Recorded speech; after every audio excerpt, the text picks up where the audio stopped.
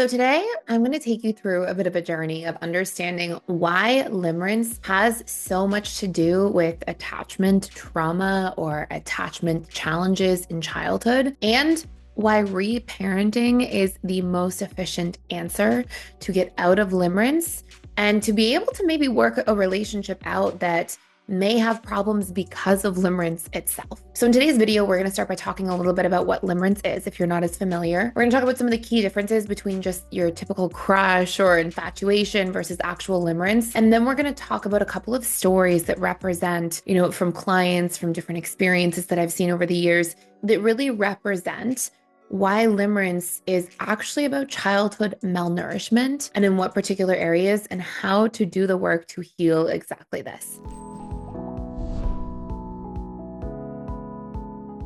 So first and foremost, if you are new to this channel, make sure you hit that subscribe button because this is going to be a series. We're going to go into talking about reparenting for each attachment style, whether you're dismissive avoidant, anxiously attached, or disorganized, fearful avoidant in relationships.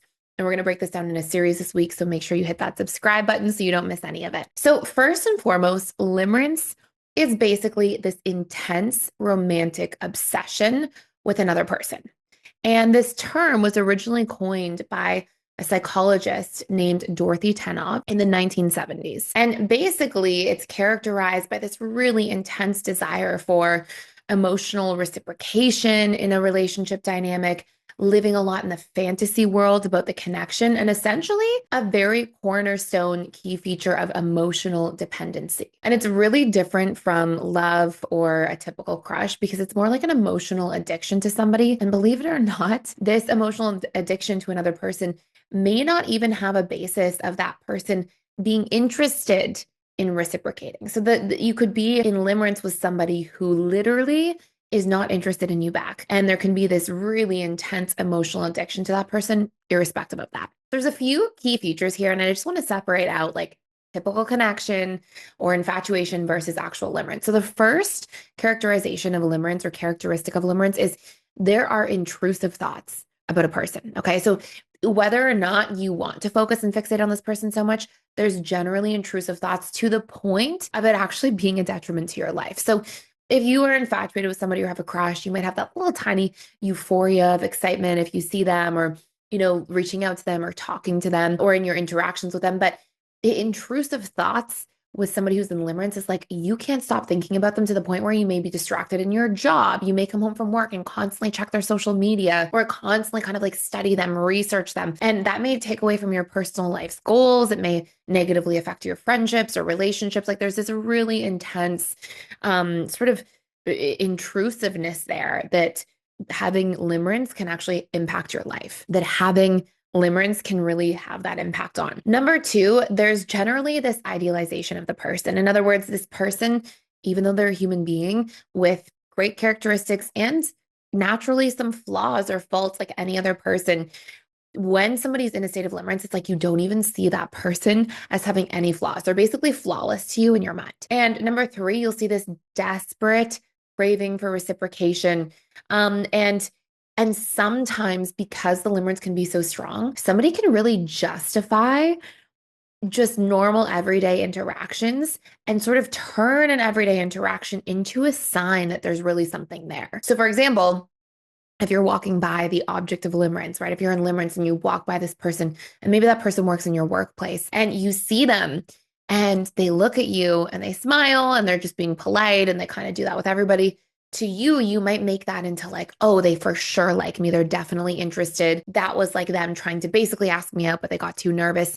And really, you can find yourself kind of jumping from one place all the way to another without that necessarily relating to the objective reality. Then you'll also see it, number four, mood swings based on like how you show up. Maybe you clam up around this person, then you feel terrible about it. Like, I can't believe I didn't speak in front of this person. It can really affect your day or your week.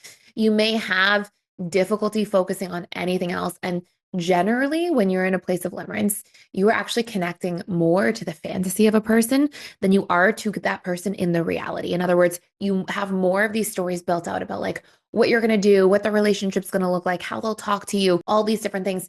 Then you actually would have day-to-day actual interactions with the person. So you can see that the fantasy, the bond is built more in the fantasy than in the reality. Okay. Now, if you're just interested in somebody, sure, you might have like a certain degree of fantasy around that person. It won't be intrusive. It won't be obsessive. It won't take away from your everyday life. It won't have the ability to like deeply affect your emotional state for the entire day if you don't have the interaction you want.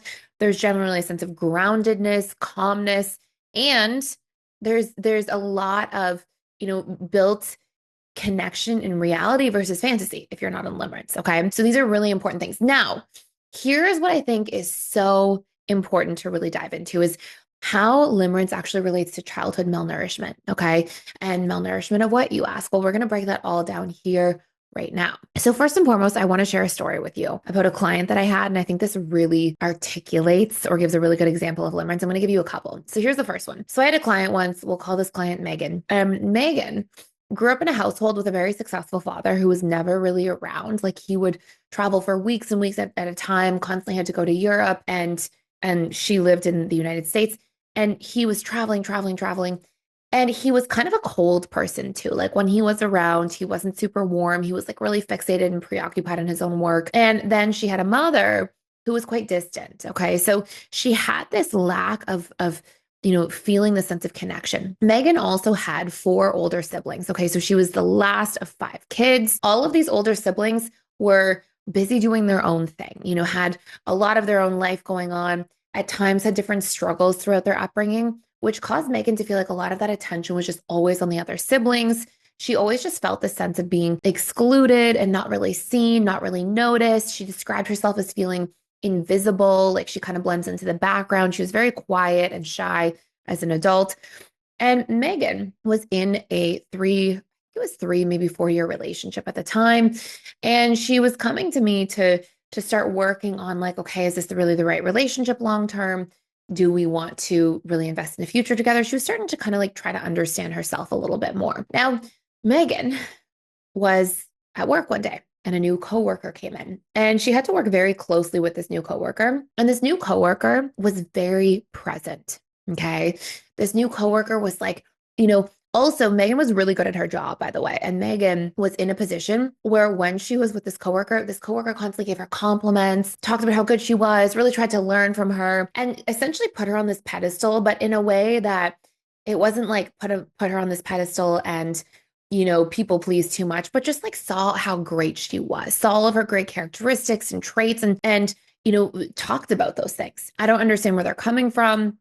I'm not sure if that means that I'm just in the wrong relationship, what's going on here. And what she found over time is that she would connect in the fantasy world with this coworker, and she would imagine the coworker seeing how great she was at other things in her life, like going home and cooking a really great meal because she loved to cook. And she imagined the coworker seeing how creative she was. And she would do other things where she would just go into this really rich fantasy world of imagining spending time with this coworker everywhere in all these aspects of life. And there were a few common themes in this story, okay, in her fantasy world. The common themes in her fantasy world were, number one, the coworker saw how great she was, okay, because the coworker was already paying her some of that at work, but she was imagining this that kind of going everywhere. Number two, the coworker made her feel seen, and she felt this like sense of safety and intimacy with the coworker, and definitely enriched that in the fantasy world. And number three, she definitely felt like this coworker made her feel special and important. And she was also fantasizing a lot about that on a regular basis. Now, her and I were like doing some discovery work at the beginning. We were just kind of getting to know each other. Within the next like 3 weeks, because I would see her on a weekly basis. So I got to know her the first 2 weeks. She met the coworker around week 3. And then 3 consecutive weeks, I had to be like, hold on, we're going to halt the other work that we're doing. And we're just going to work on what's going on with this object of limerence, because basically this went from, in a short period of time, wow, like I'm developing these really strong feelings, to her finding herself obsessing about this person, going home, even avoiding dates and spending time with the person she was in a relationship with so she could stay home and check the object of limerence, the coworker's social media. And she just started revolving her around this person, her world around this person. And it was at that point I was like, okay, she is in full limerence. And honestly, when somebody's in a state of limerence, they're not in a sober mind. It really is like love addiction, emotional addiction. And it stops them from being able to focus on their own life, but also make sound decisions. So at that point, I was like, okay, we have to unpack the limerence. and really discover what this is all about. So we did. And here's essentially what happened. I asked her this question, and this is what is going to circle this all the way back to reparenting. I asked her, okay, in childhood, what were the deepest unmet needs? What were things you found yourself always yearning for? And we took some time to really reflect on it and sit with it for a little bit. It took us like 15, 20 minutes to kind of go through and discuss. And I said, okay, what are the themes of what you saw yourself wanting, wishing for as a kid, yearning for? And can you guess what she said? She said, I always wanted somebody just to see and notice me. Okay, was a big theme, number one. Number two, she said that there were a lot of times where she was good at things growing up and her parents just didn't, they were so busy and kind of unavailable and distant, and her family felt all that way as well, that she felt like nobody noticed her skills, her talents, who she was. She didn't feel acknowledged and appreciated. Okay, so this is a huge theme. And number three, she just felt like she didn't belong to anybody. She felt like she was kind of in the background on the outside. She just felt this absence of belonging. And this coworker, you guessed it, made her feel like she was connected, belonged, because the coworker was so present and interested in her and asked questions about her and noticed her skills and talents. And there was a sense of emotional intimacy in a fairly short period of time. Now, this then turned into, as you can imagine, us back checking and seeing, hey, these things you're fantasizing about and falling for so quickly with this coworker, do these also just happen to represent your childhood's biggest unmet needs? And as you can imagine, they were completely congruent. And so this is what I mean by childhood really being, or limerence really being about childhood malnourishment. We fall into intense obsession and fantasy with people who represent the most deeply unmet needs that we had. And if you can imagine, her as a little girl, her as a little kid, what did she feel growing up? Like, children are wired to need to feel like they're special, like they belong to somebody, like there's attunement, like somebody's present with them and notices them and builds them up. And that's so much of what builds healthy self-esteem for somebody as an adult.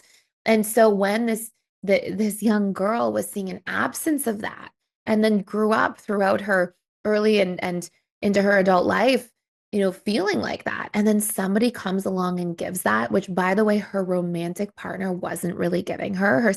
Her romantic partner was much more kind of a representation of her mother, kind of, there, but a little bit distant, not really that consistent, not really like investing and not really good at complimenting or acknowledging and making Megan feel special and important and wanted. And so when this coworker came along and gave that, it's like her brain lights up, right? And you can imagine that this then goes hand in hand with reparenting.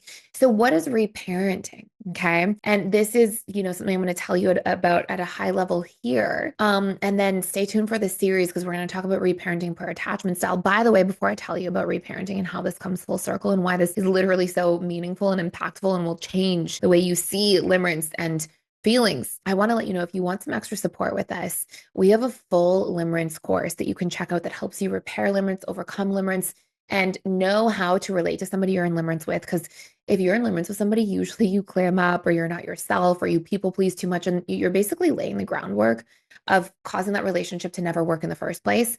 Because when we're in limerence, we become the unhealthy version of ourselves, and it's not a right foundation to build from. So if you want some help on working through this fully for free for a limited time, you can check out our limerence course, and you can actually spin to win down below, which will give you a membership. So you'll get like a 7-day trial to the membership, or 14-day, or 7-day plus free course for life that you get to keep, or free membership. So you can spin to win. I'll put the link down below. It's just for a limited time, but essentially, when you go into the membership, you can search for limerence and that course will come up and it's there for you. So anyways, how this then relates back to reparenting. Okay. So basically reparenting, when we think of reparenting, the simplest way of reparenting, let me start with a quote. One of my favorite quotes from Dr. Gabor Mate. He talks about how trauma are the things that happened that shouldn't have happened, but also the things that didn't happen that needed to happen. And what I mean by this, okay, what this means, how we can unpack this, is the things that didn't happen that should have happened are the things that, children need to feel nourished. Okay. So if you didn't get attention, if you kind of were neglected, if you didn't get a sense of feeling like you belonged, or that you were special or important, or that you were wanted growing up, then that's traumatic, because those are the things that didn't happen that should have happened. Then trauma is also the things that did happen that shouldn't have happened. That's more obvious. Those are like different forms of abuse, right? That shouldn't have happened. And so in that particular case, reparenting means being able to, as cheesy as this sounds, it's the simplest and most concrete way of describing this, being able to give to ourselves what we didn't have access to and rewire the things that hurt us. So if you were criticized all the time as a kid and put down, that could be a form of verbal abuse, especially if it was acute and consistent. Well, that's something that happened that shouldn't have happened. And if you then made that mean I'm not good enough, I'm unworthy, I'm unlovable, trauma is about rewiring the way you see yourself, right? Healing that attachment piece is like, hey, let's change the story about ourselves at the subconscious level. Let's actually see how we are good enough. Let's see how we are worthy and are lovable. And let's find that within ourselves and give that to ourselves so that we can overcome that. But trauma and healing attachment trauma from a reparenting perspective is also about giving to yourself what you didn't get access to. And it sounds funny, but like in Megan's story, for example, this is what we worked on. We worked on her being able to realize that, okay, I'm never present with myself because nobody taught me how to be. And so she started meditating, she started journaling, she started learning to unpack her feelings and making herself feel seen. She realized that she didn't know how to make herself feel special. She was always prioritizing everybody else. And so she learned to be like, hey, what's really important and nourishing for me? And let me make that a priority. And those were different activities, making space and time for those things. She also learned to be vulnerable and ask for reassurance or compliments or to be seen from people she was close to and said, hey, I'm a words of affirmation person. That goes a really long way for me. And she expressed that. And she went into a lot of detail with putting herself in a position where instead of, feeling like she was invisible and didn't belong, she actually allowed herself to practice taking up space by articulating her needs and her boundaries. So we started doing the work around those things internally and practicing them on a daily basis. And believe it or not, as you can probably guess, the more she built that up within herself, the less she obsessed over the coworker. And the more she then took that into her relationship and asked for these things, articulated these things, and her partner did a great job of actually showing up, the more she felt like, wow, I am the source of this. I'm not starving for it any longer. It's not running on empty within me.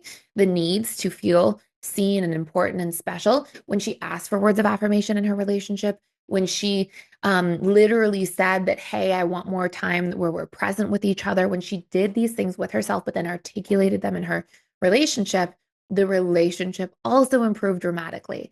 And over time, it took a couple of months, but over time, she realized, like, I'm not even in limerence with this coworker anymore. And she was able to have a happy, healthy relationship to her coworker with good boundaries and without feeling like limerence was literally becoming all encompassing in her life. So that is the story of Megan. That is the connection between limerence and reparenting. And I'm going to be talking about reparenting this week on this channel per attachment style. So we'll talk about for anxious, for fearful avoidant, for dismissive avoidance. So make sure you subscribe, hit the notification bell, and tune in for the rest of this series so that you can learn about how to reparent yourself. Thank you so much for watching and for stopping by. Please like, share, and subscribe, especially if you can share this with somebody who's in need or this might be helpful to. And I will see you next time.